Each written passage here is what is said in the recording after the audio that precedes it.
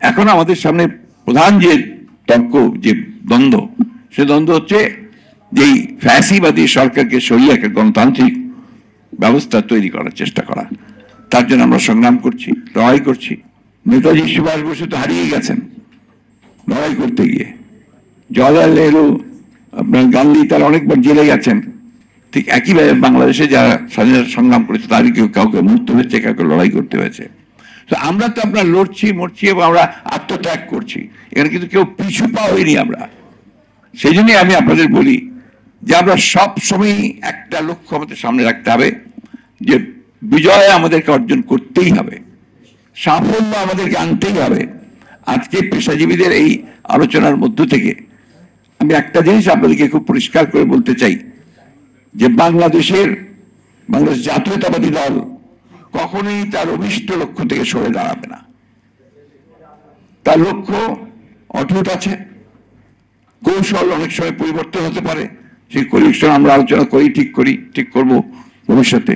যে আমাদের যে রাজনীতিটা, এটা যেটা জিয়া রহমান সাহেব যে পতাকাটা তুলে নিয়েছিলেন, সেই পতাকা পরবর্তীকালে সেই পতাকা ধরেছিলেন কিন্তু আমাদের দেশনেত্রী বেগম খালেদা জিয়া। এই লড়াইটা আপনার কোনো সাধারণ লড়াই নয়, এটা একটা ফ্যাসিবাদের বিরুদ্ধে গণতান্ত্রিক শক্তির লড়াই। এবং এই গণতান্ত্রিক শক্তি লড়াই করতে গিয়ে আমরা ইতিমধ্যেই আমরা গত কয়েক বছরে আমাদের দলের প্রায় হাজার হাজার নেতা কর্মী প্রাণ দিয়েছে। আমাদের এই ৬০ লক্ষ মানুষের বিরুদ্ধে মিথ্যা মামলা হয়েছে। আমরা জেলে যাচ্ছি, কারাগারে যাচ্ছি। হ্যাঁ, সাফল্য আসছে না, সাফল্য একদিনে আসে না। আজকে আমাদের নেত্রী, যিনি আমাদের সবচেয়ে ইন্সপিরেশন, অনুপ্রেরণার স্থল, তিনি আজকে কারাগারে বন্ধ হয়ে আছেন। এটাও আসবে যে কেন আমরা থেকে বের করতে পারিনি, যেটা আমাদের পক্ষে সম্ভব হয়নি এখন পর্যন্ত। কিন্তু আমরা সেই জন্য লড়াই করছি, আমরা সেখান থেকে সরে আসিনি। আমরা এই লড়াই চালাচ্ছি, চলবে, এবং যতক্ষণ পর্যন্ত বিজয় অর্জন না হবে এই লড়াই আমাদের চলবে। এই লড়াই ভারতে একদিনে ভারত স্বাধীন হয়নি, পাকিস্তানও একদিনে হয়নি, বাংলাদেশও একদিনে স্বাধীন হয়নি। 25 বছর বাংলাদেশের সংগ্রাম হয়েছে স্বাধীনতার। আমরা তো মাত্র কয়েক বছর লড়াই করলাম।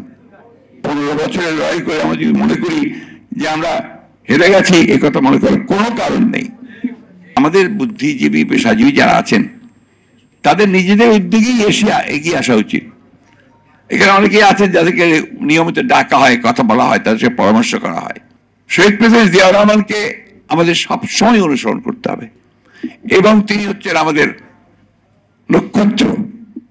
তার যে 19 দফা কর্মসূচি, সেই কর্মসূচির কোনো আপনার বিকল্প নেই।